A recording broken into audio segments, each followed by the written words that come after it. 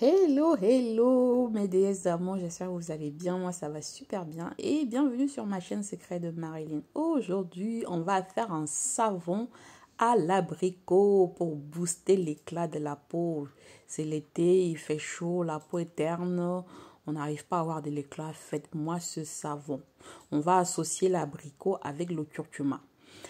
Vous voyez, j'ai enlevé tous les noyaux de mon abricot préalablement lavé et je viens, vous voyez, je vous montre les noyaux qui vont servir plus tard et je viens mixer pour obtenir une pâte. D'accord? Vraiment une pâte super lisse, mais je vais filtrer pour enlever les résidus quand même. Donc, vous voyez, je filtre, c'est un petit peu long. Il faut prendre un quart d'heure pour bien filtrer, enlever les résidus qui n'ont rien à faire dans votre savon, tout simplement. Donc, vous filtrez pour pouvoir congeler votre jus d'abricot. Parce que dans cette vidéo, je vais vous montrer comment utiliser la soude caustique sans avoir peur. Vous utilisez avec des glaçons. Je vais geler mon jus d'abricot et ça va me servir des glaçons pour fabriquer mon savon. Ce qui est encore top par-dessus tout, c'est que mon jus d'abricot va garder toutes ses vertus.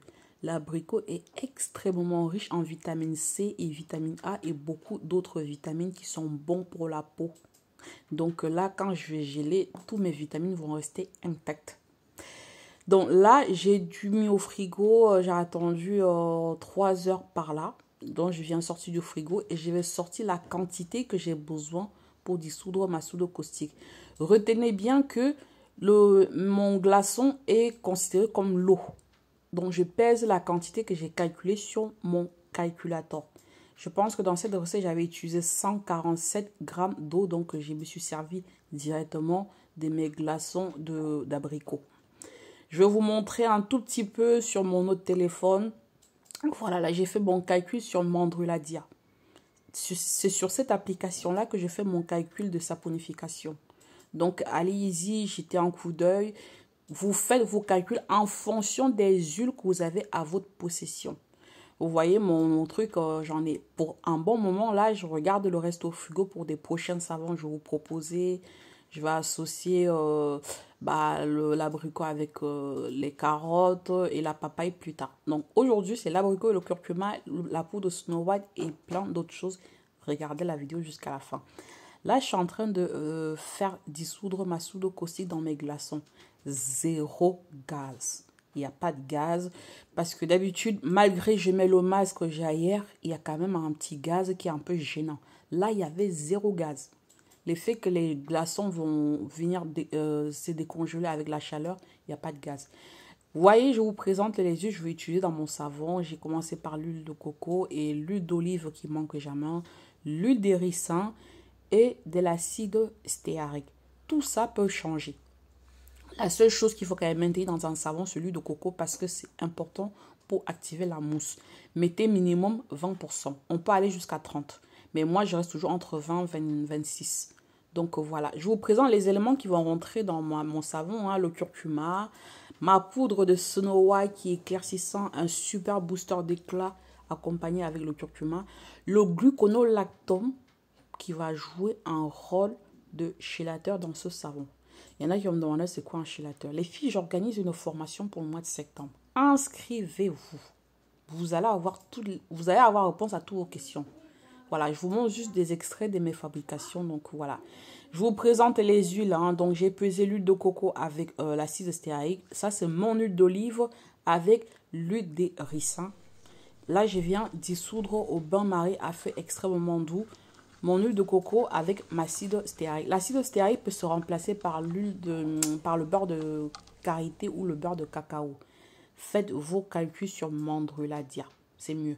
Vous allez avoir exactement ce que vous voulez. Vous mettez les quantités que vous voulez là-bas. Juste en respectant les petites consignes, je vous ai donné l'huile de coco minimum 20%, pas au-delà de 30%. Je viens peser 1% de ma poudre de curcuma que je vais rajouter à mon savon.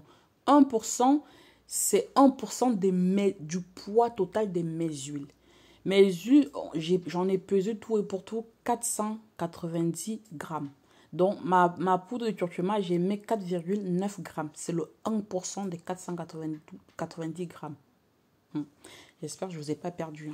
Le Snow White, c'est 2% du total de mes huiles. Ça veut dire que 4,9 fois 2, ça me fait 9,8 grammes.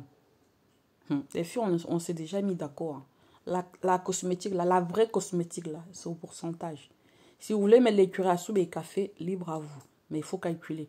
Vous risquez juste de vous brûler un de ces jours ou brûler une de vos clients. Vaut mieux peser au gramme près. La glycérine, je mets 2% du poids total de mes huiles. Là, on va rester que sur mes huiles. Sur la saponification, proprement dit, il faut mettre les actifs en fonction du poids total des huiles. Ça s'appelle un calcul de sécurité. Moi, je l'ai appris comme ça. Je l'ai toujours fait comme ça. Je ne fais pas à ma sauce. Voilà. Je vais venir rajouter 3% de mon liquide de miel. Le miel est super méga hydratant et c'est même un bon régénérant pour la peau. Et ça aide aussi à avoir de l'éclat parce que ça fait en sorte que la peau se régénère. Je vais y arriver 2 fois plus vite que la normale. Donc, je viens de dissoudre ma poudre de Snow White et curcuma avec le miel. Et là, je vais peser à côté le gluconolactone. Je vous ai dit, c'est un régulateur de pH. Dans cette formule, ça va jouer plusieurs rôles. Le gluconolactone, c'est un pHA. Je insiste bien, le gluconolactone, c'est un pHA. Rien à voir avec le BHA ni le AHA. Faites vos calculs sur Google si vous voulez. Ou faites une formation. Participez tout simplement à la formation. Vous aurez toutes les explications. C'est un très très bon actif. Ça fait beaucoup de choses dans la cosmétique. Et les gens ne connaissent pas beaucoup, mais c'est dommage. Donc là, je l'ai fait dissoudre dans ma phase caustique et je viens rajouter dans mes huiles pour débuter ma saponification à froid. Donc cette saponification est à froid. Les huiles sont froides et la soude caustique est froide. Saponification à froid, très bon parce que du coup en fait les huiles gardent toutes leurs vertus et vos actifs aussi. La saponification à chaud de froid, ça altère certains actifs cosmétiques qui ne supportent pas la chaleur. Donc voilà, je vous ai laissé le message. Hein, c'est vraiment le seul inconvénient avec la saponification à froid, c'est que ça met trop, la cure est beaucoup trop longue. Voilà, quelqu'un vraiment qui fait que des savons, qui a besoin de livrer tout le temps. C'est soit tu travailles tous les jours, soit tu passes aux saponifications à chaud, quoi. Donc voilà les filles, vous voyez, mon savon était déjà orange. Et là, je viens rajouter ma poudre de curcuma et le Snow White que j'ai préalablement dissous avec la glycérine et le miel pour avoir une pâte lisse qui se disperse bien dans mon savon. Voilà, j'ai pas fait attention, j'ai essayé de toucher la caméra, ma cuillère est tombée dedans. Donc, c'est pas très grave, je l'ai enlevé et j'ai continué ma fabrication. Donc, je tourne dans un premier temps avec mon petit mixeur à main, là, ma petite spatule pour bien mélanger. Puisque si je continue toujours à mixer, je risque d'avoir une trace et mes actifs ne seront pas bien incorporés. C'est vraiment important de tourner comme ça de temps en temps pour bien incorporer les actifs avant de continuer à mixer. Vous allez voir, je vais donner 2-3 coups de mixeur et bof, la trace va devenir plus importante, vous voyez. Là, 2-3 coups de mixeur, la trace était déjà trop importante. Donc là, il fallait que je coule mes savons. Je mets un peu de spray, c'est de l'alcool, hein, j'ai mis un peu dans mes moules.